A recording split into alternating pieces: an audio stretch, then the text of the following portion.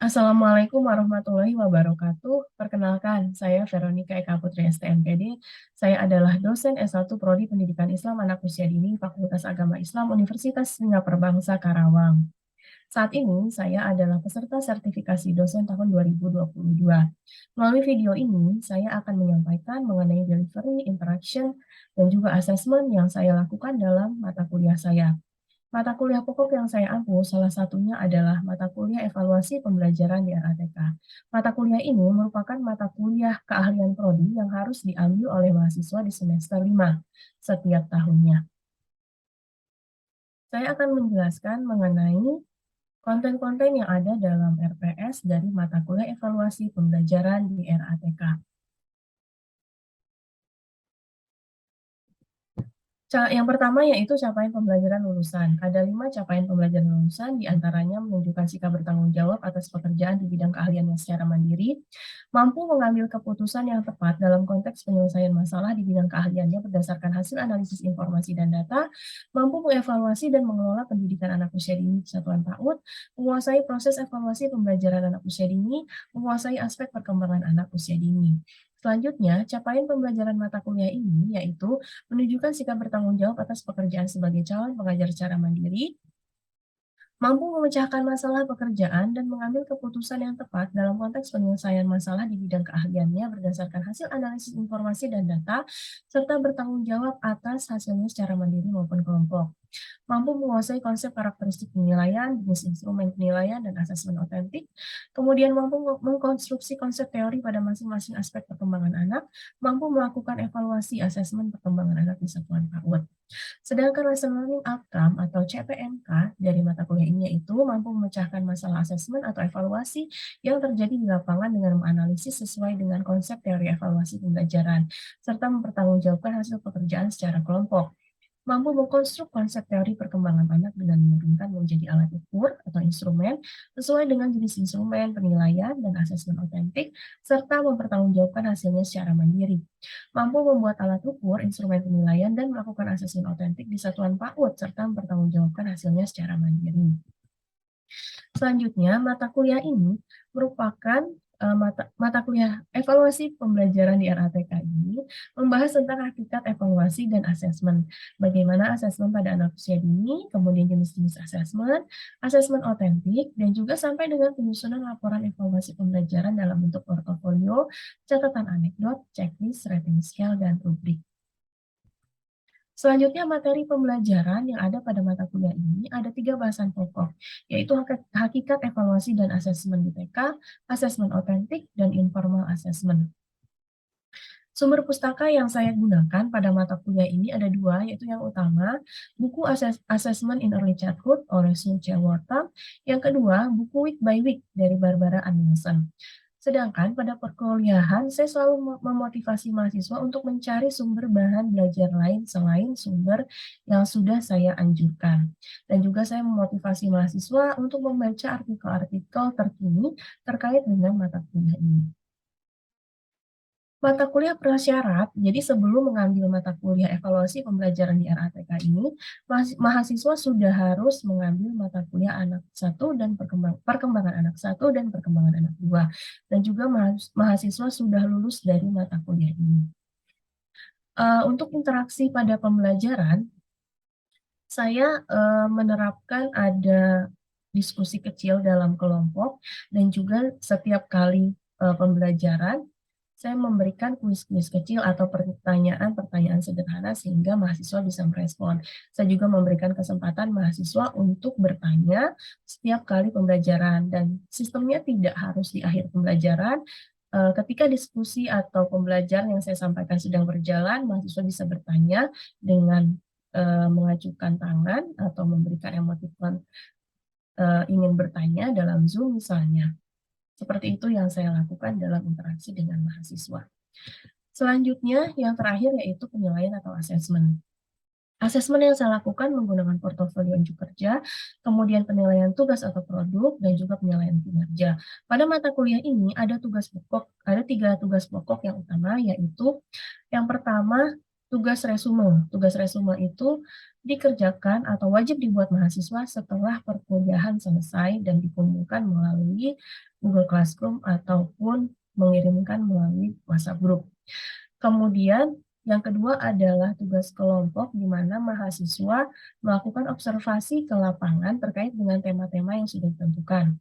Yang ketiga, mahasiswa melakukan tugas mandiri atau tugas proyek mandiri, yaitu mahasiswa membuat instrumen penilaian dan menggunakannya di satuan PAUD untuk mengevaluasi pembelajaran di sekolah atau mengevaluasi pembelajaran siswa di sekolah. Metode pembelajaran, media pembelajaran yang digunakan dalam mata kuliah ini yaitu dilakukan secara online, secara sinkronus dan asinkronus menggunakan media Zoom, kemudian Google Classroom, dan juga WhatsApp Group.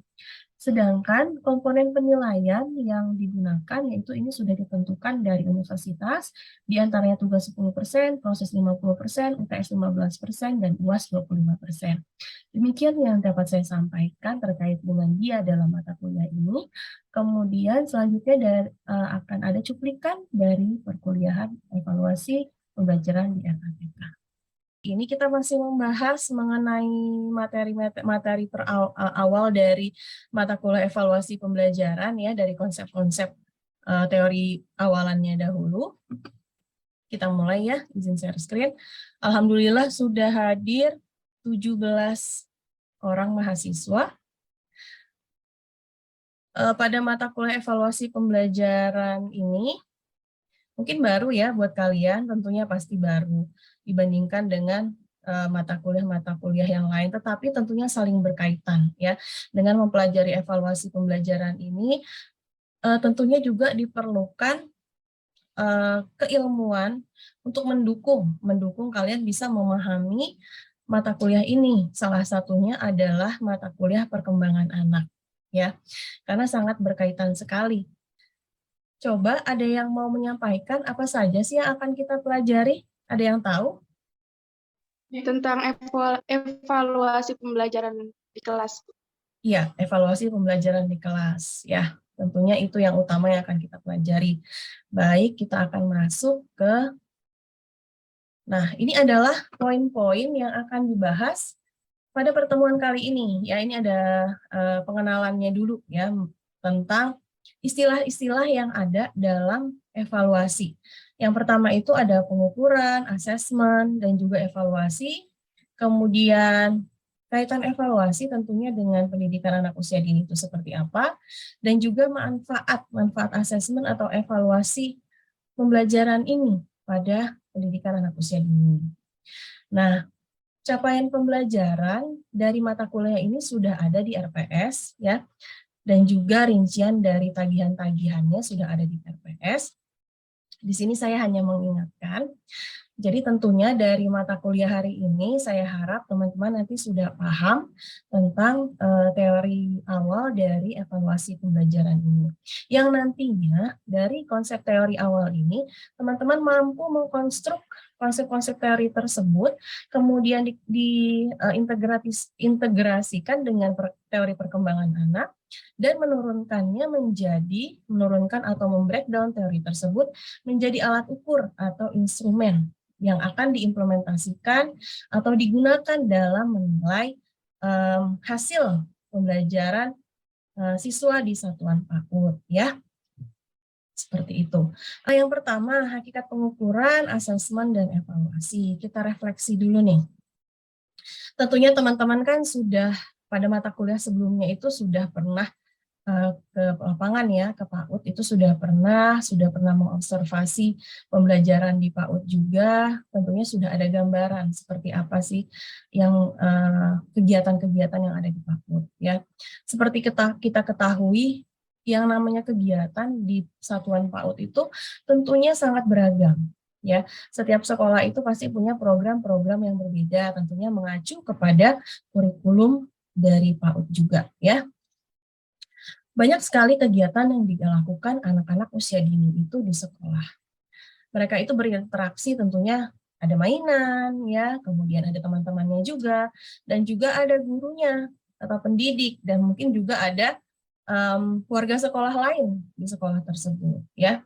Nah, kegiatan-kegiatan yang mereka lakukan, respon-respon yang mereka berikan, kemudian perilaku-perilaku yang muncul selama kegiatan tersebut, tentunya merupakan fakta-fakta yang menarik.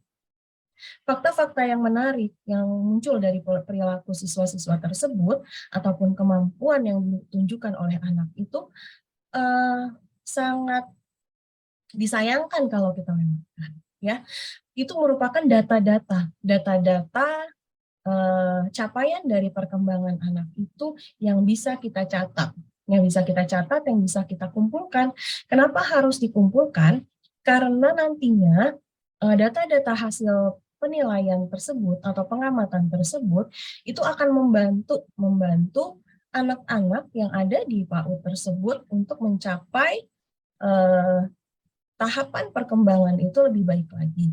Jadi seperti kita ketahui, tahapan perkembangan anak ataupun capaian perkembangan anak itu kan bisa berada di atas standar perkembangan anak, bisa di range perkembangan anak tersebut, bisa di bawahnya. Jadi contohnya misalnya anak usia 3 tahun, mungkin perkembangan bahasanya dia ada di atas dari standar perkembangan bahasa anak usia 3 tahun.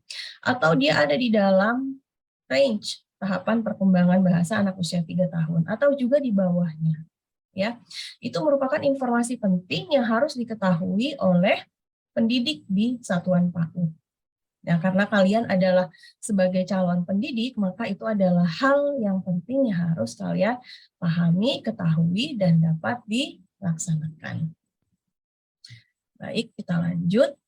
Nah, di sini saya masuk ke definisi dari istilah-istilah yang ada di evaluasi, ya. Yang pertama itu pengukuran. Definisi dari pengukuran menurut Suche Wortram adalah pemberian angka atau kuantifikasi kepada suatu objek atau peristiwa menurut suatu ukuran atau aturan tertentu.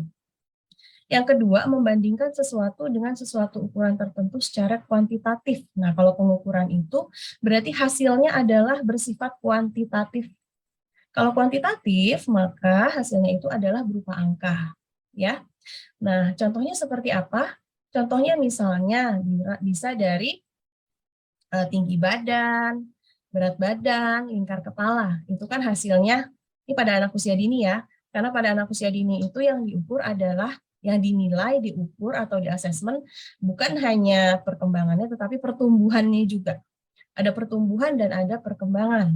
Nah, dari pertumbuhan yang diukur itu bersifat kuantitatif. Hasilnya adalah bersifat angka-angka.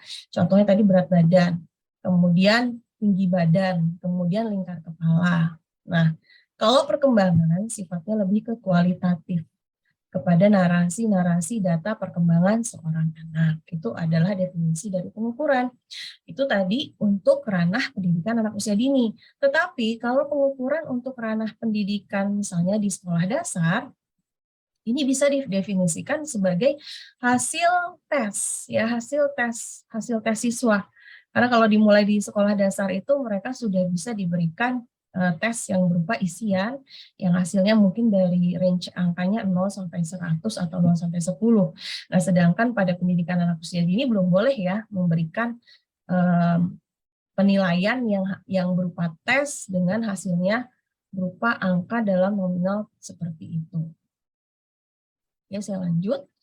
Yang kedua, assessment, ya. Ini menurut Mitko 2001, assessment is a broad term defined as a process for obtaining information that is used for making decisions about student, curricula and programs, and educational policy. Ya, di bawahnya sudah ada artinya, ya, bisa teman-teman baca. Adalah proses. Jadi assessment itu di sini saya tebalkan nih kata-kata proses. Assessment itu adalah sebuah proses. Proses untuk apa? Proses untuk memperoleh informasi. Nah, informasi nanti yang diperoleh dari proses tersebut digunakan untuk membuat keputusan tentang perkembangan siswanya. Yang kedua, tentang kurikulumnya. Dan yang ketiga, tentang program pembelajaran, program tambahan di sekolah, dan lain sebagainya. Dan juga kebijakan pendidikan. Nah, ini lebih luas lagi. Itu adalah assessment. ya.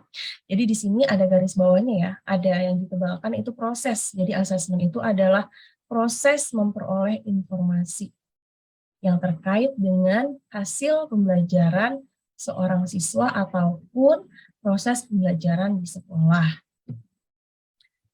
Baik, saya sudah menjelaskan 2 poin, apakah ada yang mau ditanyakan?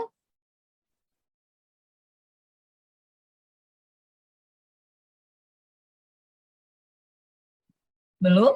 Baik. Kemudian yang ketiga adalah evaluation. Evaluation is defined as the process of making a value judgment about the work of students' product or performance.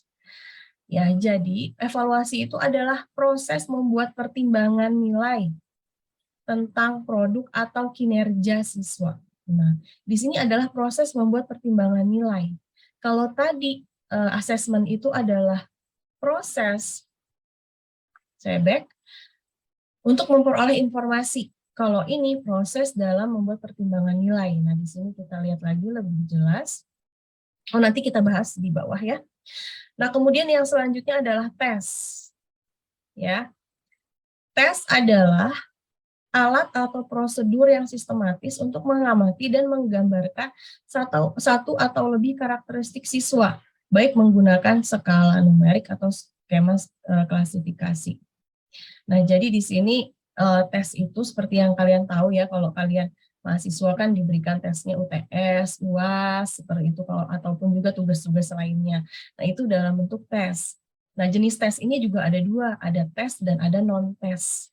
Kalau tes itu maksudnya adalah hasilnya itu berupa angka tadi ya, seperti yang di awal sudah saya jelaskan, itu pengukuran, hasilnya adalah angka atau nilainya berupa angka kuantitatif. Nah, kalau misalnya non-tes, itu tidak, anak-anak itu tidak mengerjakan sendiri, bisa tidak mungkin, misalnya non-tes itu contohnya wawancara, seperti itu ya, oral test, ataupun misalnya seperti di PAUD itu lebih ke non-tes, jadi anak-anak tidak diberikan tes, tidak diberikan soal dalam menilainya, tapi gurunya lebih kepada melakukan observasi, mengamati setiap hari kegiatannya seperti apa, perkembangannya seperti apa. Nah, di sini lebih jelas nih. Di sini tahapannya itu lebih jelas terlihat. Ini dari Doran and Lawrence dan Helgensen. Ini saya ambil dari bukunya Week by Week. Nah, ini ada asesmen, tahapannya ya, di sini lebih jelas. Tahapan pertama itu asesmen. Asesmen ini proses dalam mengkolek data. Jadi dalam sebuah pembelajaran, nah asesmen itu dilakukan setiap hari, ya. Harusnya di PAUD seperti itu, ya teman-teman.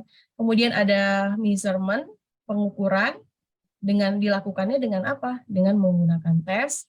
Kemudian ini evaluasi, ini tahapannya seperti ini. Tapi nanti kita lihat lagi posisi dari evaluasi dan asesmen itu seperti apa. Nah, di sini definisinya, evaluasi itu adalah untuk mengevaluasi data yang sudah didapatkan melalui asesmen. Nah, sedangkan asesmen itu adalah proses untuk mengumpulkan data yang muncul pada tiap tahapan perkembangan pembelajaran atau ya dalam tiap tahapan perkembangan pembelajaran. Jadi di sini setiap hari diamati seperti apa data yang didapat itu, kemudian dievaluasi, ya. Nah, di sini hubungannya evaluasi dengan asesmen nanti dilihat dari pengukurannya. Kemudian tesnya itu seperti apa sih? Kita lihat ya di pengukuran. Nah, di yang kolom pengukuran ini measurement untuk mengkolek datanya itu dilakukan pengukuran. Ada instrumen tentunya ya, alat ukurnya ini berupa tes ataupun non-tes. Nah, kalau assessment ini lebih menekankan pada observasi performance, kemudian proses ya, dan juga dari oral atau hasil dari misalnya wawancara ya, kita kan kalau di PAUD itu sering ngajak anak ngobrol gitu. Gimana kamu hari ini, senang? Senang, Bu. Atau kamu ini hari ini main apa? Oh, main ini, Bu. Apa yang sedang dilakukan atau apa? Nah, itu kan dalam bentuk oral test. target asesmen untuk anak usia dini. Nah, seperti apa sih target asesmennya? Targetnya tentu dari tahapan usia PAUD ya. Nah, siapa yang tahu usia PAUD itu usia sampai berapa? Sampai 6 tahun, Bu. Dari Dari 4 sampai 6. yang disebut dengan early childhood. Early childhood. Kalau definisi anak usia dini itu kan 0 sampai 6 0 sampai 6 ya kalau menurut dari pendidikan di Indonesia. Kalau dari NAESI, dari organisasi early childhood di dunia, itu mendefinisikan bahwa anak usia dini itu 0 sampai 8 tahun. Ya, di sini kita pakai yang referensi Indonesia bahwa anak usia dini itu dari 0 sampai 6 tahun. Nah, prenatal period ini kan sudah saya waktu itu sudah pernah disampaikan di mata kuliah perkembangan anak ya. Bagaimana kita juga di sini melihat mengasesmen juga, diasesmen juga ini Kak. Oleh dokter tentunya ya, dilihat apakah tumbuh kembangnya baik janinnya di kandungan sampai dengan kelahiran. Nah, untuk intervensi, ini anak-anak bayi balita lah ya, batita ya, dari kelahiran sampai dengan 2 tahun. Nah, ini juga perlu untuk diasesmen. Kenapa? Karena sekarang itu memang sudah pergerakannya sudah semakin maju ya. Banyak sekali sekolah-sekolah yang menyediakan program pembelajaran untuk anak-anak batita ini. Bahkan yang dari umur 3 bulan pun sudah ada gitu. Nah, makanya asesmen itu juga perlu dilakukan dari anak-anak di usia tersebut. Nah, yang paling penting ini ada di usia, nah kalau misalnya di PAUD berarti rentang usianya adalah dari 3 tahun sampai dengan 6 tahun ya. 3 sampai 5 itu dia playgroup misalnya, kemudian 4 sampai 5-nya TKA, 5 sampai 6-nya TKB. Ini adalah target assessment PAUD. Kenapa harus harus ada assessment? Karena untuk kita harus mengoptimalkan perkembangan anak. Karena betapa pentingnya perkembangan anak usia dini itu, di mana masa-masa ini, masa-masa early childhood ini adalah masa-masa golden age ya. Nah, siapa yang tahu ada berapa aspek perkembangan anak? Aspek yang fisik motorik gitu ya, Bu? Ya, Fisik, coba ada motorik, berapa? fisik, motorik, moral, Ya. perkembangan bahasa, apa lagi ya? Kayaknya udah deh, lupa. Ada yang bisa melengkapi? Siapa? Silakan. Saya, Bu. Ya, silakan. Kan fisik motorik, terus ada motorik halus, ada motorik kasar, Ya. perkembangan bahasa, perkembangan moral, sama udah deh kayaknya. Kognitif? Sama kognitif. Ya, jadi ada berapa teman-teman? 6. Kemudian yang terakhir, manfaat asesmen untuk anak usia dini itu apa? Yang pertama, bagi anak ya, ini ada 3, bagi anak, bagi pendidik, dan bagi orang tua. Yang pertama, bagi anak tentunya tentunya dengan dia di asesmen, jadi perkembangannya itu tahap perkembangannya dapat diketahui sampai di mana posisinya. Ya, tumbuh kembang anak akan menjadi lebih optimal. Ya, anak tumbuh kembangnya menjadi optimal karena diketahui ternyata tahapan perkembangan itu sampai di sini. Kalau misalnya dia masih di bawah standar perkembangan anak, berarti kan dia harus ditingkatkan stimulasinya. Kemudian anak mendapatkan dukungan sesuai dengan kebutuhan tumbuh kembangnya. Ya, jadi diketahui kebutuhannya itu apa. Ya, kadang-kadang mungkin ada anak yang overstimulasi juga ada, tidak sesuai dengan kebutuhannya. Mungkin dari 5 aspek tersebut bahasanya mungkin masih rendah. Nah, jadi dengan kita assessment, kita tahu, oh ternyata perkembangan bahasa anak ini perlu ditingkatkan, seperti itu. Kemudian dari sisi pendidik, DDTK ini adalah deteksi dini tumbuh kembang. Jadi pendidik juga perlu tahu deteksi dini tumbuh kembang ini perlu dilakukan karena misalnya mungkin ada anak-anak yang kecenderungannya mungkin ada gangguan ya, jadi bisa diketahui lebih awal dan juga bisa dilakukan intervensi juga lebih awal sehingga tidak telat untuk penanganannya. Kemudian kesesuaian stimulasi. Ya, jadi kalau kita tahu hasil dari asesmen seorang anak, kita bisa menyesuaikan stimulasinya. Ya, misalnya motorik, mungkin lebih guru di sekolah itu lebih sering menstimulasi motorik halusnya dengan menulis, ya, untuk menggunakan alat tulis terus. Mungkin tidak terlalu berkembang karena dia kan fokusnya memegang alat tulis. Nah, setelah dilihat kok kenapa tidak optimal gitu, kemudian dipilihlah dicari stimulasi yang mungkin bisa lebih optimal, kemudian bisa mengembangkan juga semua 5 aspek perkembangan anak itu. Karena seperti kita ketahui bahwa pembelajaran di PAUD itu sifatnya adalah holistik ya. Dulu holistik, sekarang sudah ditambah integratif. Ya, holistik integratif. Jadi ada integrasi dengan posyandu ya, jadi kesehatannya juga terpantau dan lain sebagainya. Kemudian ada data untuk informasi dalam pembuatan rencana pembelajaran. Untuk orang tua memperoleh informasi dari satuan PAUD, ada sinergitas stimulasi, juga membuat keputusan bersama dalam memberi dukungan supaya anaknya dapat berkembang dengan optimal. Baik, itu dari saya. Apakah ada yang ingin ditanyakan sampai sini? Oh iya, saya mau tanya dulu, apakah materi tadi sudah bisa dipahami? Sudah bisa dipahami semua? Kalau bisa dipahami, coba bisa kasih respon. Insya Allah sudah, Bu. Hanun, gimana Hanun? Alhamdulillah sudah dipahami, Bu. Sudah paham, baik. Zaid, bagaimana Zaid? Sudah paham? Baik, kalau gitu saya punya pertanyaan satu. Apa itu pengukuran? Silakan siapa yang mau menjawab. Apa tadi pengukuran?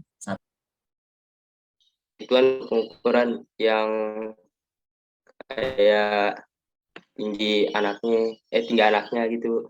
Baik, kalau begitu saya mohon pamit ya. Sudah selesai mata kuliah kita kali ini dan kita akan lanjutkan materi selanjutnya ya. Bisa dilihat nanti rinciannya di RPS di pertemuan selanjutnya. Terima kasih ya teman-teman semuanya.